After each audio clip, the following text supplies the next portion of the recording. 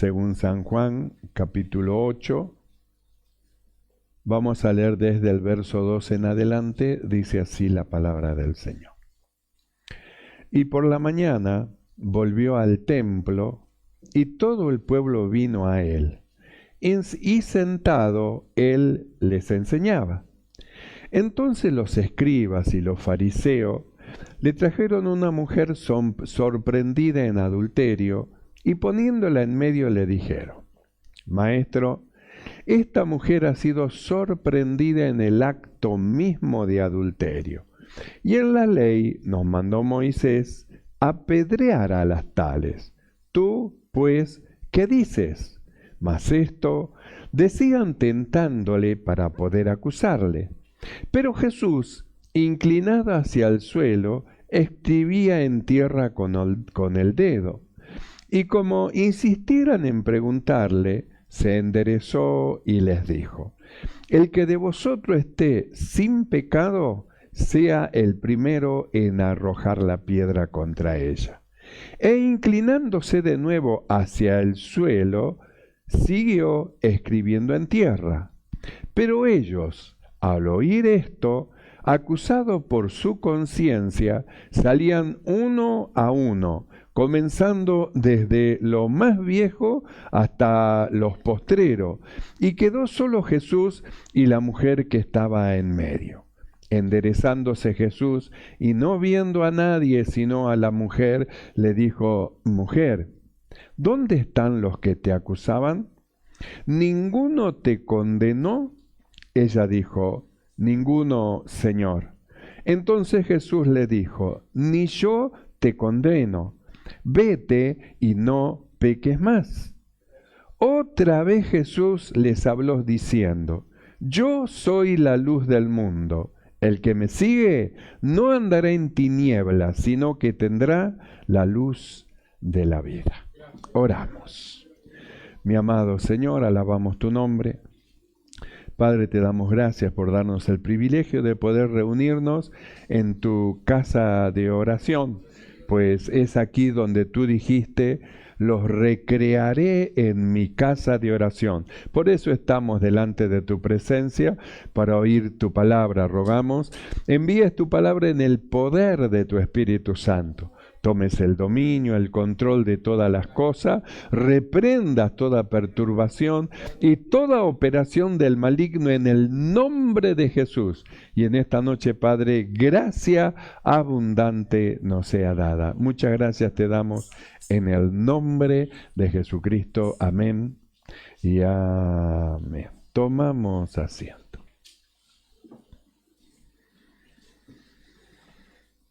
Gloria al Señor. Cuando nosotros leemos el verso 2, la Biblia dice que a la mañana Jesús volvió al templo y todo el pueblo vino a él, y sentándose les enseñaba.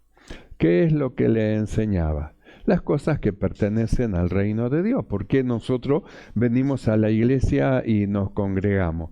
Primeramente para hacer un culto de adoración a Dios, y luego para escuchar la palabra de Dios, pues es la palabra de Dios la que ilumina los ojos de nuestro entendimiento y somos enseñados por el Señor. ¿Qué es lo que la Biblia dice? Que todo el pueblo vino a él y él sentado, dice, les enseñaba. Hasta que la Escritura dice que aparecieron los fariseos también en el templo. Pero la Biblia dice que los fariseos no venían a escuchar, porque ellos no querían escuchar a Jesús. No les interesaba escuchar a Jesús, no querían escuchar a Jesús, simplemente vinieron al templo con un propósito. La Biblia dice que era para tentarlo y tener con qué acusarlo. Por eso es que trajeron una mujer adúltera. Dice: esta mujer fue tomada en el mismo lecho, acá está, la ponemos en el medio. Moisés dice que hay que apedrarla, ¿y tú qué dices? Entonces dice que esto decían para tentarle. ¿Por qué querían tentar? ¿Qué querían hacer los fariseos? Justamente demostrar que Jesús estaba en contra de la ley. Y nosotros hemos estado viendo cómo es que Jesús le decía a los discípulos: no penséis que he venido a abrogar la ley.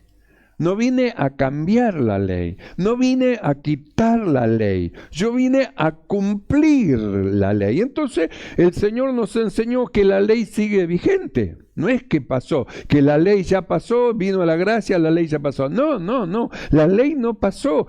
Mediante la ley el mundo va a ser enjuiciado. El juicio de Dios viene mediante la ley. Los decretos de Dios han salido en contra del hombre mediante la ley. Entonces Jesús dijo que Él no vino a quitar la ley. Quiere decir que la ley sigue vigente. Entonces el Señor nos enseñó cómo es que, si bien Él no vino a quitar la ley, nosotros, lo que hemos creído, hemos sido quitados de delante de la ley mediante la muerte y resurrección juntamente con Cristo. Entonces dijimos: a lo que hemos creído, que hemos muerto y hemos resucitado, ya la ley a nosotros no nos persigue, porque a quien perseguía en nuestra vida la ley era el hombre viejo. Y el hombre viejo, dice la Escritura, murió. Nosotros hemos creído, hemos sido bautizados, y todo lo que hemos sido bautizados en su muerte, es decir, que con Cristo hemos sido crucificados, muertos y sepultados. Entonces dijimos que la ley no va a perseguir a un muerto.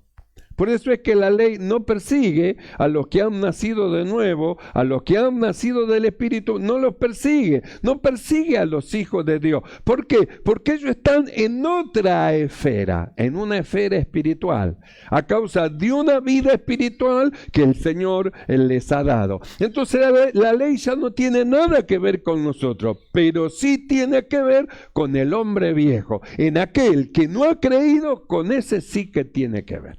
Entonces, ¿qué es lo que hacían los fariseos? Llegaron los fariseos, trajeron la mujer y dijeron: Moisés dice, ¿tú qué dices? Porque eso, ¿qué es lo que intentaban? Dice, tentándole para poder acusarle. ¿Qué esperaban? Que Jesús diga algo en contra de la ley.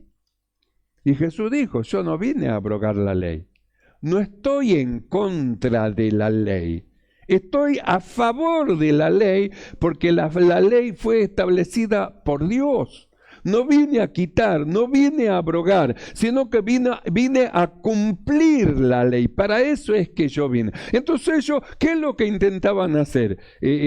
Pescarlo, tentándole para que él diga algo en contra de Moisés, y luego ellos digan, habló en contra de los mandamientos de Dios. Y Jesús no está en contra de los mandamientos. Por eso dijimos, la ley no es quitada, la ley sigue vigente. Y va a seguir vigente hasta que cielo y tierra pase, porque es la ley, la palabra de Dios, que no va a pasar.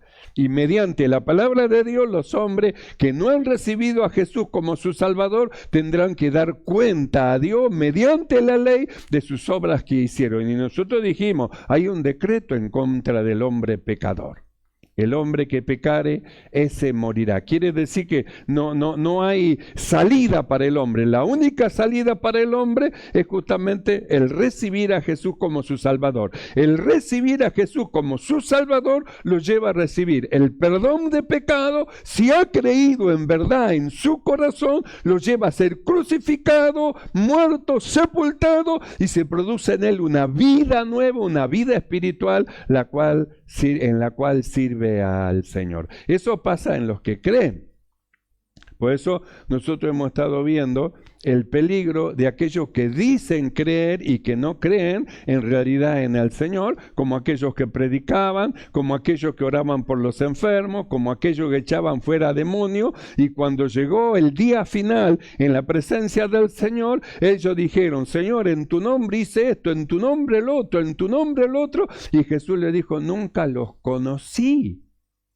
Pero si estaba en la iglesia, nunca los conocí. Me bauticé, te acepté como mi Salvador. Nunca los conocí, apartados de mí, obradores de maldad. Entonces nosotros hemos estado viendo que el verdadero cristiano que acepta a Jesús como su Señor, se produce algo dentro de él. Es decir, es una fe que se ha metido en él, que lo lleva a la obediencia a lo que dice Dios. ¿Qué enseñaba Jesús? Llevaba a los hombres a la presencia de Dios, les daba a conocer su nombre. Por eso dice, esta es la vida eterna, que te conozcan a ti, el único Dios verdadero. Entonces examinamos aquellos que decían Señor, Señor. Se bautizaron, decían que habían creído, estaban en la iglesia, hacían trabajo, pero en realidad las obras hablaban que no habían creído. Porque muchos pueden decir con los labios, yo creo como ellos, Señor, Señor, pero ¿qué es lo que dijo Jesús? ¿Qué es lo que dijo el Señor? Él dijo que no todo el que me dice Señor, Señor entrará en el reino de los cielos, sino el que hace la voluntad de mi Padre que está en los cielos. Y nosotros hemos estado viendo esta salvación. Cómo es que el apóstol Pablo, él enseñaba y decía, porque la gracia de Dios se ha manifestado para salvación a todos los hombres, mediante la fe, dijimos, es el primer paso, creer, bautizarse, es el primer paso, pero esta gracia que nos da esta salvación, nos enseña, ¿qué es lo que nos enseña? Que renunciando a la impiedad y a los deseos mundanos, vivamos en este siglo sobria, justa y piadosamente, cosa que esto que decían Señor, Señor, no hacían. Amaban al mundo más que a Dios, aunque habían recibido a Cristo, habían sido bautizados, pero su corazón no estaba en Dios. ¿Y cómo es que decían que creyeron y fueron bautizados? Porque tenían conocimiento del juicio que iba a venir sobre sus cabezas. Pero sus obras testificaban en contra de ellos. Por eso el peligro de engañarse a sí mismo. Yo soy salvo y sigue en el mundo y sigue haciendo maldad y sigue mintiendo, robando, adulterando, fornicando, mintiendo, haciendo daño a otro y sigue y luego dice, no, yo estoy justificado, soy salvo. El peligro de engañarse a sí mismo creyendo que es salvo cuando en realidad no cree. No estoy hablando de los que creen y que tienen una lucha y un combate, pero ellos se mantienen porque ellos quieren servir al Señor. Estoy hablando de aquellos que dicen que creen, pero su fruto dicen otra cosa. Por eso es que Jesús dijo, por su fruto los conoceréis. No se es salvo por decir, gloria a Dios, gloria a Dios. Eso no lo lleva a ser salvo. No se es salvo por usar corbata, por usar pollera. Eso no lo lleva a ser salvo. La salvación es mediante la fe, pero el que realmente cree, la fe está ligada con la obediencia. Y la obediencia lo lleva a un cambio de vida, a un cambio de vida. Por eso Jesús dijo, yo no vine a abolir la ley, no vine a quitar la ley, yo vine a cumplirla. ¿Y qué es lo que hacían estos fariseos? Primero, perturbando la predicación y las enseñanzas del Señor, porque nosotros leímos el verso 2. Estaba todo el pueblo presente, él estaba sentado enseñando y en medio de todo el pueblo, entonces trajeron el problema. Trajeron el problema para mostrarle a todo el pueblo que él estaba en contra de la ley de Moisés. Por eso vinieron con la mujer, la pusieron ahí y le dijeron, Jesús, Moisés dice que hay que apedrearle. ¿Tú qué dices? ¿Tú qué dices? A ver qué dices tú que andaba comiendo con las rameras ahí en la casa de Mateo, con los publicanos y estaba recibiendo a los pecadores. ¿Tú qué dices? A ver, Moisés dice así. Esperaban que vaya en contra de la ley. Esperaban una respuesta de no hay que apedrearla, entonces ha ido en contra de Moisés, ahí está, tenemos la acusación perfecta, va en contra de la ley de Moisés. Jesús no va en contra de la ley, Jesús no está a favor del pecado, Jesús no está a favor de la malicia, de la maldad, Jesús no está a favor de lo malo. Nunca va a estar a favor de lo malo. Si Él vino a enseñar lo justo, lo recto, no está a favor de lo malo. Está a favor de los hombres que necesitan salir de una situación de condenación. Que es que justamente los fariseos, ellos no entendían. Ellos miraban, la ley dice, la ley dice, la ley dice, tiene que morir, la ley dice, la ley dice. Por eso es que Le preguntaron una y otra vez, porque Jesús no le respondía, él escribía. Primero estaba enseñando, y cuando ellos vinieron, presentaron el problema para acusarle, tener con qué acusarle, Jesús se agachó y estaba escribiendo con el dedo en tierra. No les contestó, y ellos insistían para que le responda, y insistían para que le responda. Entonces Jesús no dijo, sí, es verdad, Moisés dice que hay que matarla, mátenla. No dijo eso, sino que la Biblia dice que él los miró y le dijo, el que de vosotros esté sin pecado, entonces él tire la piedra primero. Es decir, el que nunca pecó ni hizo algo malo, tiene el derecho de tirar la piedra primero. Entonces, ¿a dónde fue? ¿Qué es lo que ocurrió en ese momento? Es la operación del Espíritu Santo de Dios. ¿Dónde es la operación del Espíritu Santo de Dios? En la conciencia. ¿Qué es lo que recordaron cada uno de ellos? Cada uno de ellos recordaron que en algún momento de su vida ellos también hicieron mal. Que en algún momento de su vida ellos también le fallaron a Dios. Que en algún momento de su vida quizás hasta transitaron por el mismo camino que esta mujer. Por eso es que la Biblia dice que acusados de su propia conciencia, dice los más viejos, porque parece ser que son lo más terrible, los más viejos comenzaron a salir primero. ¿Por qué salieron? Porque su conciencia le acusaba. No, es verdad, yo hice tal cosa, es verdad, y yo, si ella merece morir, yo también merezco morir. No, mejor me voy. Y el otro, mejor me voy. Y después los más jóvenes, mejor me voy. Se fueron todos. Y la Biblia dice que quedó Jesús y la mujer solamente. Y Jesús seguía escribiendo. Y cuando se levantó, miró a la mujer y dijo, ¿y los que te acusaban, dónde están? ¿Dónde están aquellos que tenían la piedra en la mano? Tengo la acusación en la mano, acá está, las vamos a matar. ¿Dónde están los que te acusaban? Y la mujer dijo, Señor, ninguno de ellos ha quedado. Jesús le dijo, ¿ninguno te condenó? Y ella le dijo, Señor, ninguno. Entonces Jesús le miró y le dijo, ni yo te condeno. Mire que estaba ahí uno que podía tirar la piedra, que era Jesús. Porque la Biblia dice, murió sin pecado. No hubo pecado en él, no hubo falta en él. Tenía el derecho de agarrar la piedra y de matar a aquella mujer. Sin embargo, Jesús dijo así, ni yo te condeno. Y luego el consejo, vete, no peques más. ¿Se da cuenta? Jesús no está de acuerdo con el pecado. Como algunos decían, claro, sí, Jesús es un tapador. ¿No ve con quién come? Con la ramera, con los publicanos. Es un tapador. Vaya a saber qué habrá estado haciendo ese maestro Jesús, porque es un tapador, come con los pecadores. Así decían los que se fueron, los que descubrieron su propio pecado, pensaban así del Señor.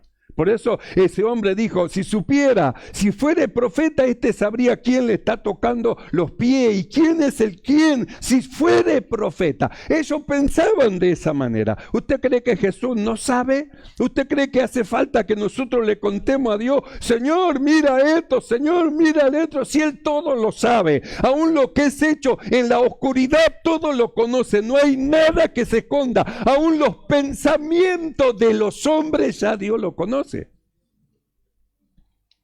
En una oportunidad le hablaron a Jesús del adulterio. Esta mujer dice, fue tomada en adulterio. Y Jesús le dijo, fue más allá del acto carnal normal. Dijo, el que mira a una mujer 2 veces para codiciarla, ese igual es que ya adulteró en su corazón. La codició en su corazón es como que ya para Dios fue hecho. Dios estuvo viendo el acto, estuvo viendo porque la codició dentro de su corazón. Tiene el mismo peso de pecado que Por eso se fueron todos. Ninguno se quedó.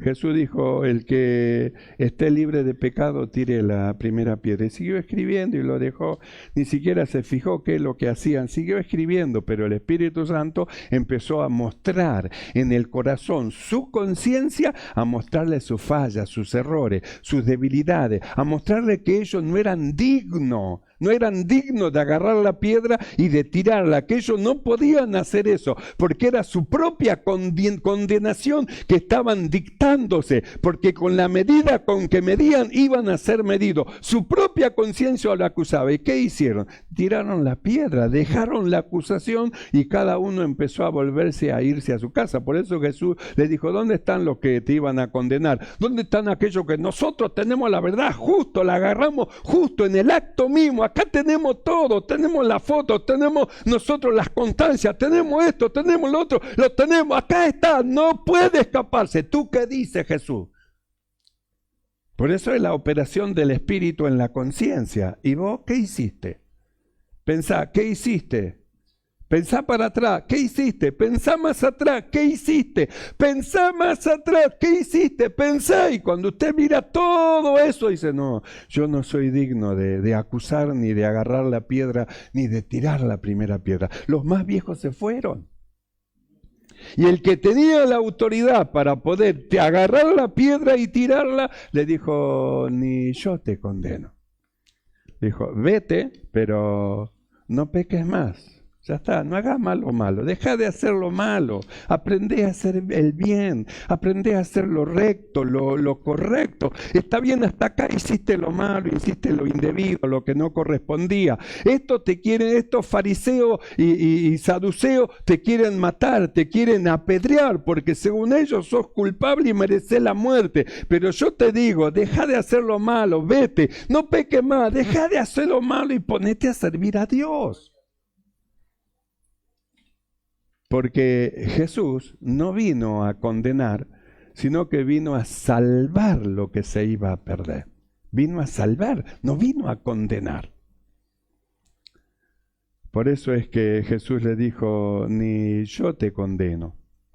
Vete y no peques más. Y el verso 12, la Biblia dice que continúa Jesús enseñando. Otra vez Jesús les habló diciendo, yo soy la luz del mundo. El que me sigue no andará en tinieblas, sino que tendrá la luz de la vida. Entonces nosotros miramos a los acusadores. ¿En qué estaban? En tiniebla. ¿Tenían la luz de la vida? No tenían la luz de la vida. ¿Y quién echó juicio? Según ellos merecía morir. Pero el que tenía la luz de la vida la miró y le dijo, vete y no peques más. Anda a hacer lo correcto, lo recto y serví a Dios. No peque más, deja de hacer lo malo, aprende a hacer el bien. Vete y no peque más. ¿Sabe qué es eso? Es la luz de la vida. Es la luz de Dios, la claridad de Dios. Por eso nosotros hablamos que estamos siendo modelado y estamos siendo transformados y hemos sido llamados para alcanzar la imagen de Cristo, es decir, para ser como el Señor. ¿Cuántos quieren ser como el Señor? Nosotros tenemos ese llamamiento, somos llamados a ser como Él. Por eso nosotros tenemos que aprender de Él. ¿Qué enseñanza dejó esto para los que estaban escuchando? Porque dice que todo el pueblo vino a Él y sentado le enseñaba. Y ellos estaban mirando las actitudes de los fariseos, las acusaciones de los fariseos, la mujer adúltera y Jesús. Y ellos estaban mirando y estaban aprendiendo qué actitud tiene Jesús cuando hay una situación de esta. ¿Cuál es la actitud de Jesús? Miramos la actitud de los fariseos acusando y querer matar, pero miramos la actitud de Jesús y es perdonar y querer salvar. Vete, no peques más, no peques más, no peques más. En otro pasaje donde dice la Biblia que Jesús sanó a una persona, le dijo, vete, no peques más para que no te vengan cosas peores. Esto que te ha venido es a causa de lo que estás haciendo. Lo que estabas haciendo ha sido la causa de esto, pero ahora has sido liberado de este mal, de esta enfermedad. Bueno, anda, no peques más para que no te venga otra cosa peor. Porque cuando haces lo malo, abrí la puerta al mal. Entonces, no peques más para que no te venga otra cosa peor. Entonces, ¿qué hacían los que estaban alrededor mirando? Aprendiendo. ¿De quién aprendían? De Jesús. ¿Y qué es lo que aprendieron? A no condenar para no ser condenado. Jesús dijo así, no condenéis para que no seáis condenados. Porque con la misma medida con que medís a otro, vas a ser medido. Entonces alguien dice, sí, pero yo eso no hice. Está bien, eso no hizo, pero hiciste aquello, hiciste lo otro. Tu condición es esta, desnudo, miserable, pobre. Estás en otra situación tan mala como aquel que estás acusando. Entonces Jesús dijo así, no condenéis para que no seáis condenados. Porque con la misma medida con que usted mide a otro, usted va a ser medido con la misma medida. Y cuando llegue el turno suyo, va a ser como David. Porque la Biblia dice que David hizo matar a un hombre por causa de su mujer. Y cuando vino el profeta, le dijo, un hombre pasó así, y comió la ovejita que le pertenecía a ese hombre. Y dijo David, ese hombre tiene que morir, merece la muerte por lo que hizo. Como teniendo un montón de ovejas, vino y comió la ovejita de ese hombre que tenía una sola ovejita. Y el profeta lo miró y le dijo, ese eres tú. Entonces el juicio primero tiene que morir. Pero cuando le dijo el profeta, ese eres tú, entonces empezó, Señor, ten misericordia de mí, yo te ruego, ten misericordia, no quites de mí tu Santo Espíritu. En el primer juicio tiene que morir, pero cuando le tocó a él, clamó misericordia. Clamó misericordia. Usted no sabe cuántos hermanos yo discipliné en la iglesia y los eché de la iglesia. Yo eché muchos hermanos de la iglesia hace muchos años, cuando no conocía la justificación. Yo eché muchos hermanos y el día que me tocó pasar a mí por el mismo camino, entonces recién los entendí. Entonces mi pensamiento cambió. Entonces vi las cosas con otros ojos. Entonces empecé a mirar con misericordia. Entonces empecé a mirar con los ojos de Jesús, como miraba el Señor, como veía el Señor. Por eso esto que nosotros acabamos de leer le dejó una enseñanza al pueblo que estaba sentado escuchando las enseñanzas de Jesús. Les enseñó a no juzgar, les enseñó a no condenar, sino que les enseñó a ayudar, a ver cómo podían ayudar a alguien que era del pueblo de Dios y que había caído. Esto es lo que el apóstol Pablo enseña a la iglesia y lo vamos a ver en el libro de Gálatas, capítulo 6. En el libro de Gálatas, capítulo 6, verso 1, escuche lo que el apóstol Pablo, Dios mediante el apóstol, le enseña. Dice así, hermanos, si alguno fuere sorprendido en alguna falta, que es lo que hicieron los fariseos, esta mujer fue sorprendida en el mismo acto del adulterio. Hermanos, si alguno fuere sorprendido en alguna falta, vosotros que sois espirituales, restaurarle con espíritu de mansedumbre.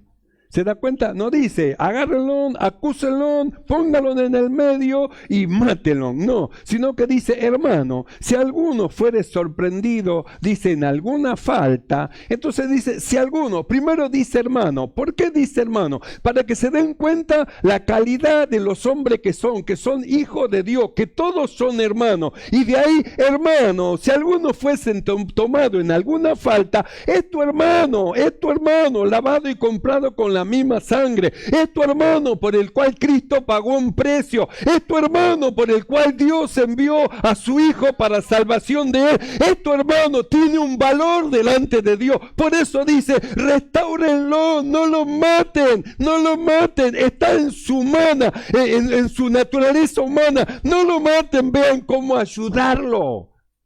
Hermano, si alguno fuere sorprendido en alguna falta, vosotros que sois espirituales, restaurarle con espíritu de mansedumbre. ¿Por qué dice restaurarle con espíritu de mansedumbre? Porque la mansedumbre tiene que ver con la llenura del espíritu, y la llenura del espíritu tiene que ver con la espiritualidad. Alguien que es espiritual, entonces está lleno del Espíritu Santo del Señor, es decir, tiene el fruto del Espíritu, entre ellos que es mansedumbre. Entonces dice, restaurarle con espíritu de mansedumbre. Manso, es decir, que mira, que analiza y que va a ver cómo va a ayudar, cómo puede ayudar al hermano para que salga de esa situación. Es su hermano, no quiero que muera, no quiero que se pierda, sino que se salve. Es mi hermano, a ver cómo lo puedo ayudar, no cómo lo puedo hundir, cómo lo puedo ayudar. Los fariseos querían hundir a esta mujer. Esta mujer fue tomada en el pleno adulterio. Ahí está, Moisés dice que hay que matarla, tenemos la piedra en la mano, ¿tú qué dices? Sin embargo, Jesús no la hundió, la ayudó.